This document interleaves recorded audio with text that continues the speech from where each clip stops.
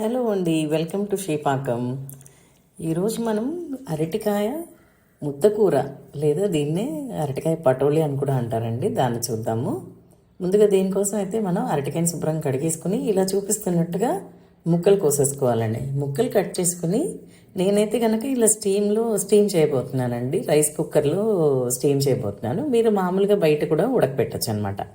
కుక్కర్లో వేయచ్చు లేదా బయట ఉడకబెట్టచ్చు. ఎలా అయినా సరే ఇలా అయితే స్టీమ్ చేసేసి ఉంచుకోవాలండి. ఇలా నేనైతే రైస్ కుక్కర్లో పెడుతున్నానండి.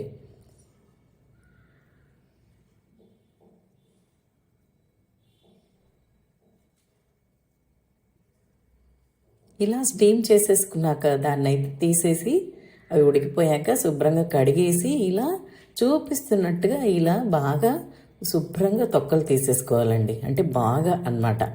అంటే నేనైతే మనం కనుక అస్సలు తొక్క మొత్తం తీసేస్తానండి. మీరు ఇంకా కావాలంటే పలచగా తీసుకోవచ్చు, లేదా మీరు ముందే చెక్కు తీసైనా ఉడకపెట్టుకోవచ్చు అనమాట. నాకైతే ఇది బాగా ఇలా చేస్తేనే నచ్చుతుందండి. కళాయి పెట్టుకుని నూనె వేసుకుని అందులో తాలింపు వేసుకోవాలండి. మామూలుగా ఆవాలు, జీలకర్ర, ఎండుమిర్చి, అలాగే కరివేపాకు వేసుకుని మీకు కావాలంటే వెల్లిపాయ కూడా కొట్టి వేసుకోవచ్చు. నేనైతే ఇక్కడ వేయటం లేదండి. సో మీరు ఆ తాలింపు అయితే వేసేసుకోండి. బాగా వేగిపోయాక కరివేపాకు కూడా వేసేసుకుని ఇందులో అప్పుడైతే మనం ఆల్రెడీ కట్ చేసి ఉంచుకుంటాం కదండి, ఉల్లిపాయని కట్ చేసి ఉంచుకోండి.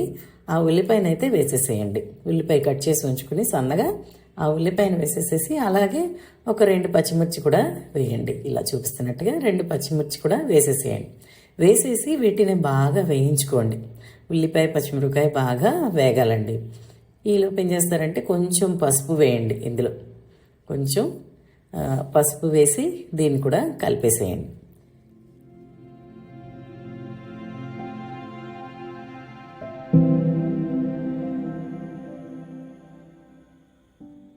అలాగే ఉప్పు కూడా వేసి, ఉప్పు వేస్తే తొందరగా వేగుతాయి కదండి ఉల్లిపాయలు. సో ఉప్పు కూడా వేసి వీటిని ఉల్లిపాయలు బాగా వేగేదాకా వేయించుకోండి. ఇవి వేగిపోయాక అప్పుడు కొంచెం అల్లం వెల్లుల్లిపాయ ముద్ద కొంచెం వేసేసుకోండి. అల్లం వెల్లుల్లిపాయ అండి కొంచెం వేయండి చాలు, మరీ ఎక్కువ అక్కర్లేదు. అంటే మనం ఇక్కడ 2 అరటికాయలు కదండి, సో కొంచెం వేసుకుంటే సరిపోతుంది అనమాట. 2 అయితే అలా కొంచెం అయితే వేసుకుని వీటిని బాగా వేయించేసుకోవాలండి. వేయించేసుకున్న తర్వాత మనం ఆల్రెడీ ఒలిచి ఉంచుకున్నాం కదండి అరటికాయ ముక్కల్ని, వాటిని అయితే ఇందులో వేసేసేసేయండి. వేసేసి వీటిని ఇలా మ్యాష్ చేసేయండి. మీరు ముందే మ్యాష్ చేసైనా సరే వేయచ్చు. నేనైతే ఇక్కడ ఈ మ్యాషర్తో చేస్తున్నాను కాబట్టి అందులో వేసేసేసి డైరెక్ట్గా మ్యాష్ చేస్తున్నానండి. ఇలా మ్యాష్ చేసేసేసి అప్పుడైతే దీన్ని బాగా ఇలా కాసేపు వేయించుకోండి. బాగా కలుపుతూ వేయించుకోండి.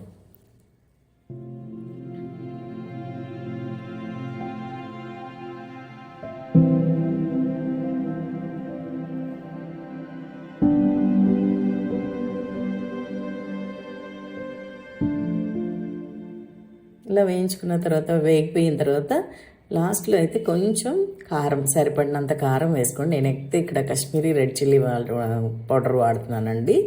మీరు మామూలు కారం అయినా సరే వాడుకోవచ్చు అనమాట. కలర్ కూడా బాగా మంచిగా వస్తుందని చెప్పేసి నేను ఇక్కడ ఇది వాడుతున్నాను.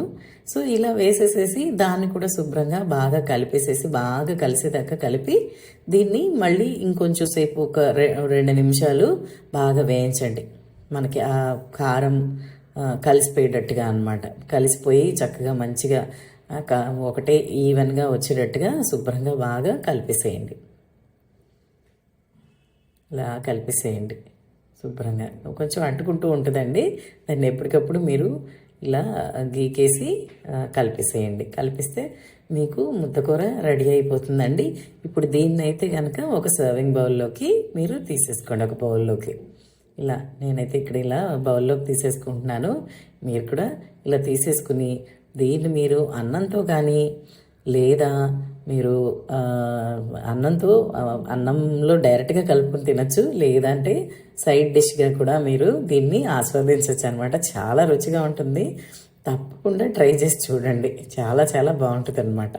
అరటికాయ ముద్దకూర లేదా దీన్ని అరటికాయ పటోలి అని కూడా అంటారండి. ఈ రెసిపీని అయితే సింపుల్ రెసిపీ అండి, కానీ చాలా టేస్టీ రెసిపీ.